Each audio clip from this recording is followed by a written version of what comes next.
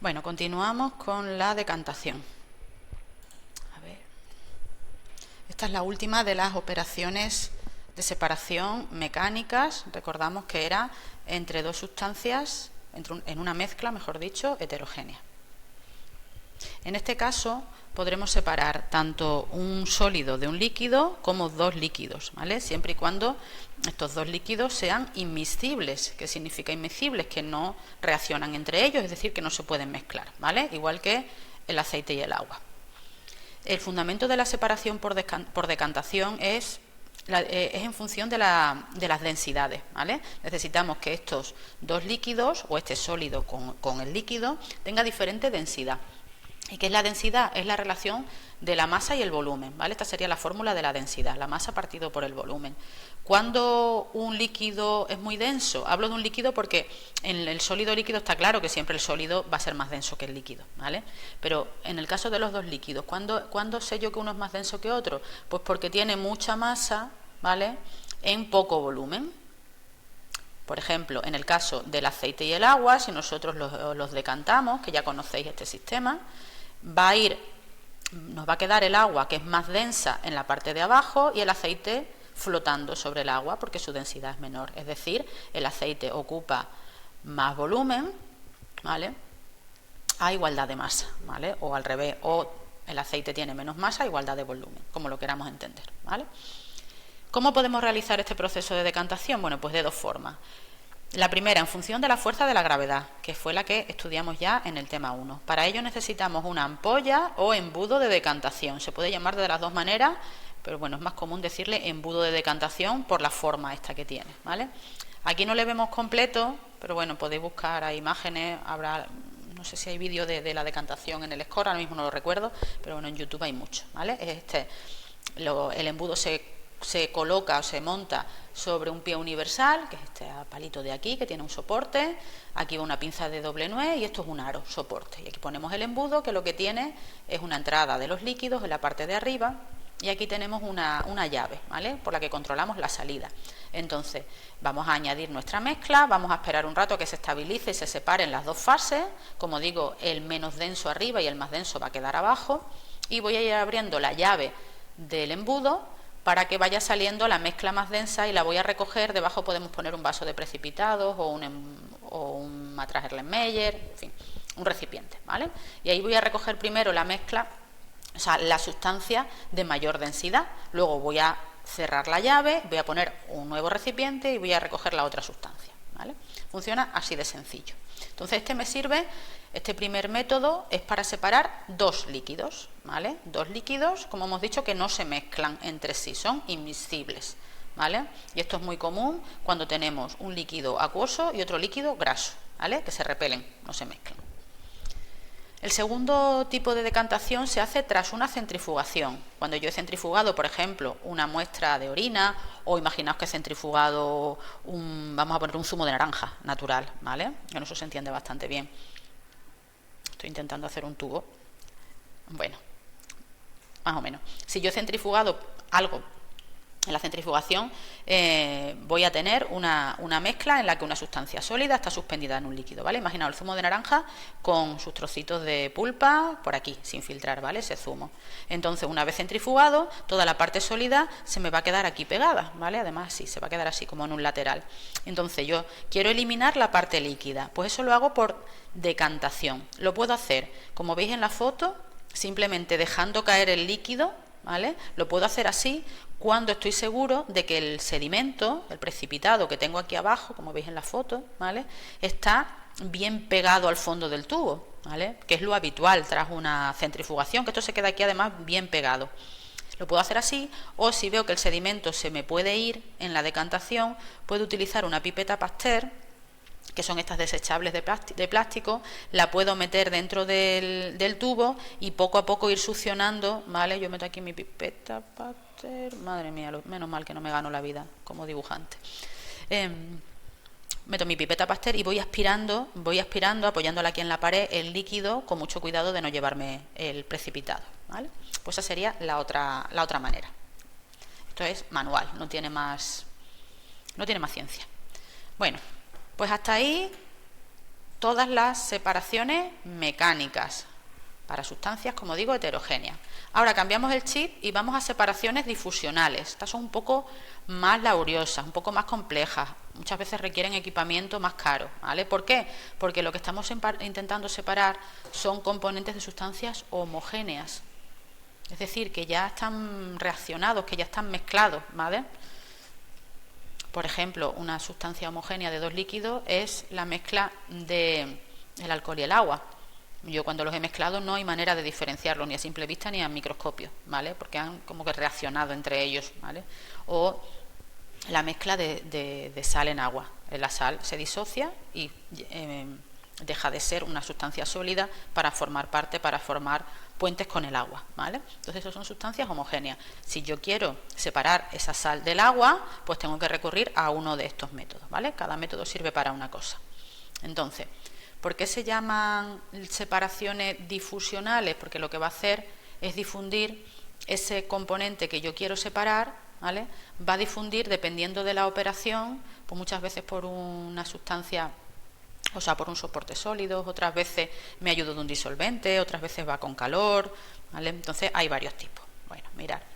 Estos primeros no comento ahora nada, simplemente esto es un índice de las separaciones difusionales, ¿vale? Pues estos 5 primeros ahora los vamos a ver cada uno en detalle, ¿vale? Y los dos últimos sí que os he añadido aquí unas fotos que no están en el score, ¿vale? Simplemente para que, bueno, sepáis de qué van, ¿vale? Estas estaban en el tema original, pero bueno, el tema se hacía muy largo y los quité. Y son la cromatografía y la electroforesis, ¿vale? Además que son métodos de separación difusional más complejos, ¿vale? Estos métodos se estudian cuando se hace el ciclo de laboratorio clínico y biomédico, pues se estudian muy en detalle, ¿vale? La cromatografía se estudia en bioquímica y la electroforesis en genética, en biología molecular. Entonces, bueno, solamente para que tengáis una idea. Mirad, la cromatografía es una técnica de separación que realiza la separación de sustancias a través de un soporte sólido, que se llama la separación por migración. Es decir, migrar es moverse, ¿vale? Los componentes de la sustancia X van viajando, migrando, moviéndose a través de un soporte sólido, gracias a que son arrastrados por una fase móvil, es decir, por un líquido. Mirad, aquí tenemos dos ejemplos. Esta es la que se hace normalmente aquí en el presencial, en las prácticas de OBL, ¿vale? Esto es un extracto de espinaca, lo que hay aquí en la placa, ¿vale? Se ha utilizado un mortero, se ha cortado las hojas de espinaca, se les ha echado un solvente orgánico, muchas veces utilizamos alcohol, a veces acetona, ¿vale? Y ahora lo que queremos es separar los pigmentos que contiene la hoja de la espinaca, ¿vale? Contiene clorofila, carotenos, xantofilas, ¿vale? De distintos colores. Entonces, esta cromatografía se llama cromatografía en papel, porque lo que hacemos es meter un papel, en este caso un papel de filtro, ¿vale? Lo soportamos aquí arriba, esto está agarrado, ¿vale? No, está agarrado aquí arriba por un sistema, y lo que va a ocurrir es como si metiéramos una servilleta, es que el líquido que contiene los pigmentos de la espinaca, que ya la espinaca aquí no está porque la hemos retirado, la hemos filtrado, ¿vale? Ese líquido va a arrastrarse por dentro de este soporte sólido, de este papel, y va a ir separando los pigmentos en función de su tamaño molecular. De manera que la mayor parte del pigmento es la clorofila, por eso vemos tanto verde, ¿vale? Y si esto sigue migrando, por aquí veremos encima una raya amarilla y por aquí más lejos veremos una raya naranja, ¿vale? Entonces, bueno, pues esto es una separación de componentes por cromatografía. Luego se puede recortar la zona que yo quiero y purificarlo, ¿vale? Esta es la cromatografía básica, digamos, la sencillita, y que bueno, no se utiliza demasiado porque es muy difícil de purificar. Y la siguiente, la que os pongo aquí abajo, esto es otra cromatografía, y esta sí es más específica, es mejor, ¿vale? Es la cromatografía en columna. Y aquí lo que tenemos es como una especie de bureta, no es igual, ¿eh? Esto es una columna cromatográfica, que se parece mucho a la bureta, que tiene dentro unas bolitas, que ese sería el soporte sólido, ¿vale? Unas bolitas microscópicas. Y nosotros le vamos a echar en la parte de arriba, ya digo que es tipo bureta, nuestra muestra, imaginaos que es la misma que antes, ¿vale? Vamos a echar nuestra muestra con un disolvente. ¿vale? Y la vamos a dejar que por aquí vaya difundiendo. ¿Qué es lo que va a ocurrir aquí? Que en función del tamaño de los pigmentos se van a ir separando, puesto que estas bolitas son como porosas, tienen así como unos poros, ¿vale? Entonces se van metiendo por dentro de las bolitas y aquellos compuestos que son más pequeños viajan más rápido, y los veo por aquí, y los que son más grandes se quedan más atrasados, ¿vale? Y luego pues van a ir saliendo y los puedo recoger aquí abajo, ¿vale? Bueno, pues esto serían dos tipos de cromatografía, luego hay equipos y hay muchas más historias, ¿vale? Pero para que tengamos una idea. Otro tipo de separación difusional que se utiliza más en genética se llama electroforesis, ¿vale? Electro de electricidad y foresis significa movimiento, ¿vale? O migración. Pues el principio es un poco muy parecido al anterior, migración de una sustancia a través de un soporte sólido mediante, en este caso, la creación de un campo eléctrico. Aquí necesitamos un aparato, ¿vale? Que es este, que es la fuente de alimentación, ¿vale? Aquí no, aquí este es por gravedad, lo dejamos aquí que baje y aquí por capilaridad que suba, pero aquí le vamos a aplicar un campo eléctrico. Y esto no sé si habéis visto las noticias con el COVID que salen mucho las PCR, ¿vale? Pues esto es lo que precede a la PCR. Lo que estamos haciendo aquí es una cubeta donde dentro hay como una especie de gelatina, ¿vale? Y ese es el soporte sólido, se llama gel de agarosa. Pues yo aquí con mi micropipeta voy a ir pinchando las muestras, por ejemplo, de sangre, ¿vale? Para ver el ADN que hay ahí, las voy pinchando aquí, las voy metiendo porque aquí hay como unos pocillitos, ¿vale? Este es el resultado. Aquí hay como unos agujeritos, pues yo aquí pongo la del primer paciente, la del segundo, la del tercero y así, ¿vale? Luego estas muestras que están aquí arriba, les aplico electricidad y como el ADN tiene carga negativa, se va a mover hacia el polo positivo y va a ir bajando, ¿vale? Y cuando acaba el sistema, yo visualizo este gel con luz ultravioleta y veo esto tan bonito, estas bandas, ¿vale? Pues esto me está diciendo qué trozo de ADN tiene esa persona. Pues, por ejemplo, en el caso del COVID, pues ya no se hace más automatizado que esto, ¿vale? Pero lo podríamos hacer así también. Si hay bandas, imagínate, a esta altura, pues a lo mejor todos estos estaban enfermos y todos estos no, ¿vale? Por así decirlo. Un poco así, muy genérico, ¿vale? Esto para las pruebas de paternidad también se hacen así. Se analizan luego lo que se llaman las bandas de ADN, son como trocitos de ADN, ¿vale? Y se mueven en función de su tamaño, lo mismo que la cromatografía. Mientras más pequeños son, viajan más lejos y los más grandes se quedan más atrás, ¿vale? Bueno, pues esto, ¿qué tenéis que saber de aquí, de toda esta información que os estoy dando? Bueno, pues la foto, lo que quiero es que si vosotros veis una foto de este tipo, sepáis que esto es una electroforesis y que si veis esto es una cromatografía en columna y que si veis esto es una cromatografía en papel, ¿vale? Y ya está, con eso es suficiente. Bueno, vamos a la primera de las técnicas de separación difusional, que es la destilación. Os leí esta parte introductoria y aquí ya vamos a ella. Bueno, para realizar una destilación, como decimos, es sobre mezcla homogénea, y aquí os pongo otra vez el ejemplo de alcohol y agua mezclados. Yo quiero separar, yo tengo un vaso en el que he mezclado mitad de alcohol y mitad de agua, y ahora, para hacer esta práctica, quiero separarlo, ¿vale? Quiero separar el alcohol del agua. ¿Lo podría hacer? Sí, perfectamente, ¿vale? Lo haría mediante una destilación. ¿Cuál es el fundamento de la destilación? La destilación lo que hace es calentar la muestra para que se convierta en vapor, ¿vale? Primero la evapora, ¿vale? Y después eso que ha evaporado, posteriormente lo va a enfriar para que el vapor se condense. ¿Qué significa evaporar? Vamos a empezar por aquí. Evaporar significa que yo estoy pasando de estado líquido, mi agua con alcohol está líquida, a vapor, ¿vale? Alguno de sus componentes, el más volátil que se llama, se va a evaporar primero, ¿vale? Va a ser el alcohol. Esa es la evaporación, de líquido a vapor. Y la condensación es justo lo contrario. De vapor lo condenso otra vez a líquido para poderlo recoger, porque recoger el vapor es muy complicado, ¿vale? Entonces, siempre las técnicas de destilación van a tener estos dos pasos, evaporar y condensar. Ahora, dependiendo de la mezcla que yo tenga para destilar, pues voy a utilizar un tipo de destilación u otra, que es lo que vamos a ver a continuación, ¿vale? Bueno, ¿en qué se basa el que yo convierta en ese líquido en vapor? ¿Cuándo se va a convertir un líquido en vapor? Cuando haya llegado a su punto de ebullición, ¿vale? El punto de ebullición de algo es en la temperatura en la que el líquido se convierte en vapor, a la temperatura exacta a la que el líquido se convierte en vapor. En el caso del agua nos la sabemos, el agua se evapora a 100 grados. cuando nosotros ponemos la olla para hacer las lentejas, el agua empieza a convertirse en vapor cuando ha alcanzado esa temperatura. A 100 grados pasa de líquido a vapor, ¿vale? Pues cada sustancia química tiene una temperatura de ebullición específica, ¿vale?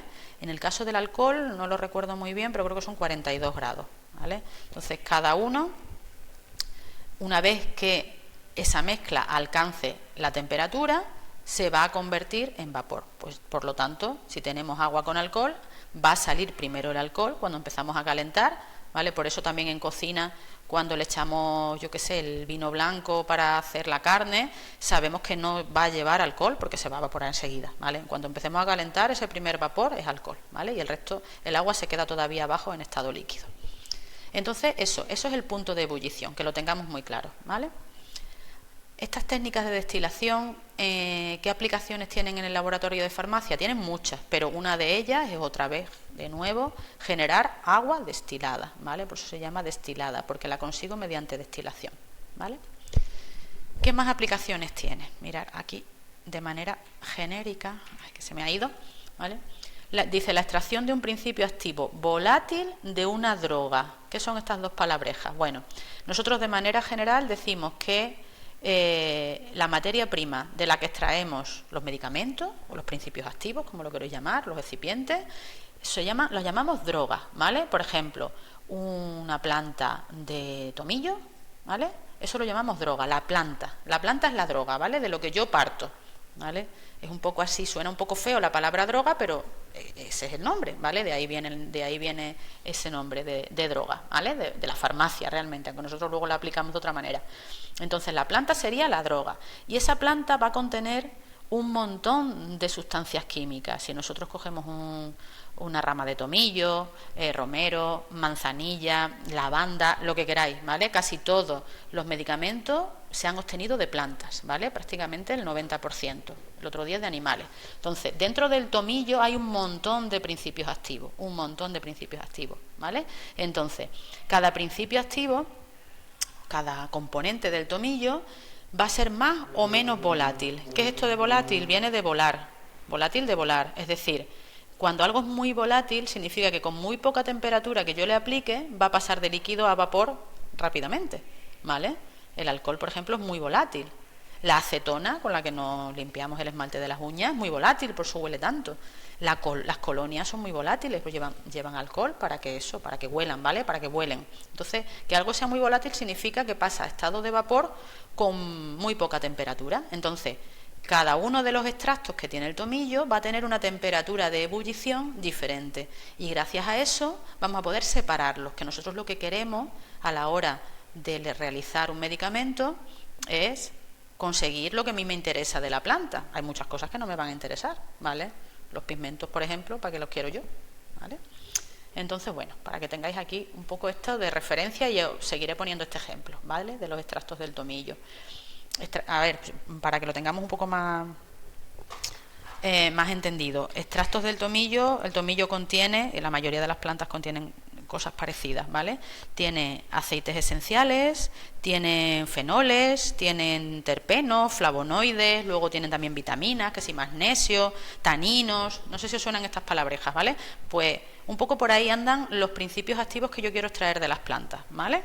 Entonces, en función de cuál quiera extraer, pues tengo que conocer su temperatura de ebullición, ¿vale? Esto está todo en los libros, la temperatura de ebullición de cualquiera de esos componentes.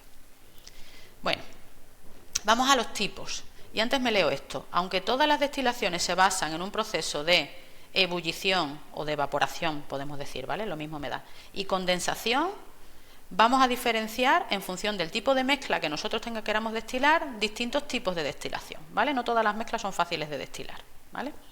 Entonces, bueno, aquí he puesto esto del punto de ebullición, pero ya lo he explicado antes, ¿vale? Que es la temperatura hasta aquí, ¿vale? Tengo la diapositiva muy sucia, pero bueno, vosotros hacéis luego unos apuntes con las aclaraciones. Ese es el punto de ebullición, la temperatura en la que paso de líquido a vapor, ¿vale? Tipos de destilación, mira.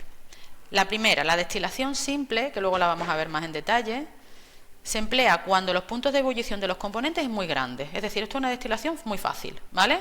Mayor de 80 grados. Fíjate la diferencia tan enorme que hay, ¿vale? Entonces, ¿Cuándo suele haber esta diferencia de temperatura tan grande? Cuando yo tengo que separar un sólido de un líquido, las impurezas del agua, por ejemplo, ¿vale?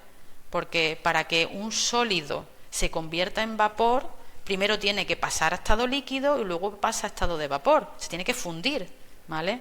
Entonces, bueno, pues a lo mejor cuesta, yo qué sé, los sólidos del agua para que pasen a vapor, pues 150 grados, por ejemplo, ¿vale? Me lo estoy inventando.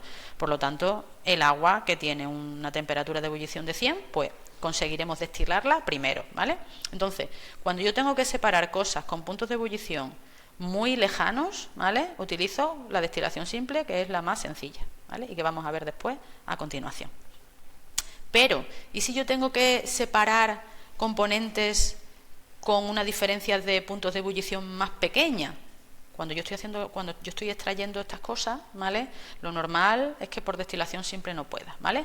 Más pequeña, ¿a qué me refiero? A que estén más cercanos, pues a menos de 25 grados. Imaginaos que el aceite esencial del tomillo se evapora, yo qué sé, vamos a poner a 110 y el flavonoide se evapora a 125. Pues no me serviría la destilación simple, ¿vale? Porque saldrían los dos a la vez, sino que tendría que ir a este segundo tipo que se llama fraccionada, ¿vale? Y de esta sí os he puesto aquí una foto porque la vamos a ver solo aquí, ¿vale? ¿Por qué se llama fraccionada? Bueno, el sistema de montaje es igual que la simple, excepto, que la vamos a ver después, ¿vale? Excepto por este elemento. Este elemento se llama columna fraccionadora o columna de Vigreus también se dice, ¿vale? Y lo que tiene, esto es un tubo de vidrio que tiene como una especie dentro de salientes, que se llaman platos, ¿vale? Entonces, lo que va a hacer es que aquí lo que yo tengo es la mezcla que yo quiero destilar con todos sus componentes, le voy a dar calorcito y el vapor va a ir saliendo por aquí. De manera que estos platos, digamos que van separando en función del punto de ebullición que tenga cada uno, ¿vale? Si sale primero el de 110, pues a lo mejor se queda en el plato de aquí arriba, ¿vale? Porque es más volátil, y el del 120 pues se queda por aquí, ¿vale? Por decir algo. Entonces aquí hace como una especie de fila ordenada de los componentes, ¿vale? Los deja así metidos como en casillas y luego cuando ya tengan que irse a la siguiente parte, que es a la de la condensación, ¿vale? Que es aquí en el refrigerante, pues están como más separaditos, ¿vale? En una destilación simple no hay esta columna fraccionadora, sino que van directamente al refrigerante. ¿Qué le pasa? Que se mezclan. Los de puntos de ebullición parecidos se encuentran aquí y yo no he separado nada, ¿vale? Entonces, bueno, pues esta es la fraccionada, que es un poco más especial, ¿vale? Otra destilación más especial es la destilación, se llama azeotrópica. ¿Cuándo necesitamos esta? Cuando los líquidos que yo quiero destilar tienen los mismos puntos de ebullición o muy parecidos, ¿vale? Las mismas temperaturas, que con la destilación fraccionada yo no podría separarlos. Aquí os pongo un ejemplo. Mirad, el cloroformo y la acetona son dos compuestos bastante volátiles, pero que sus puntos de ebullición están muy cercanos. El cloroformo es a 61 y la acetona a 56. Entonces están muy cercanos, no me vale con la destilación anterior, ¿vale? Entonces tengo que hacer una azeotrópica. ¿Qué diferencia hay? Es muy parecido al sistema de la destilación simple, ¿vale? Y a este, solo que yo le voy a añadir un componente, ¿vale? Le voy a añadir una sustancia química, la que sea, el nombre me da igual, que sea compatible con uno de los dos elementos que yo quiero separar, ¿vale? Digamos que le dé peso, que lo agarre, que lo retenga, ¿vale? Imaginaos que yo añado una sustancia que se va a fusionar con el cloroformo, que hace que el cloroformo pese más, sea menos volátil y yo consiga separar la acetona, ¿vale? La acetona sale a 56 grados y el cloroformo no sale, porque tiene una sustancia que le está reteniendo, ¿vale? Pues eso es la azeotrópica.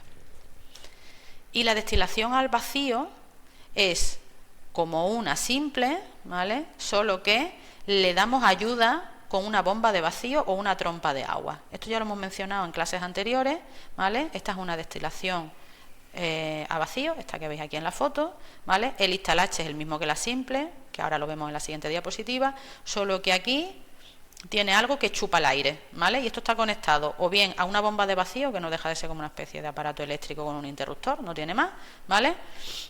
O una trompa de agua, que es una columnita que se pone en el grifo y gracias a la fuerza del agua que va saliendo del grifo saca el aire, ¿vale? Esos son los dos sistemas. Entonces, ¿qué me favorece esto? ¿Cuándo necesito yo una destilación a vacío?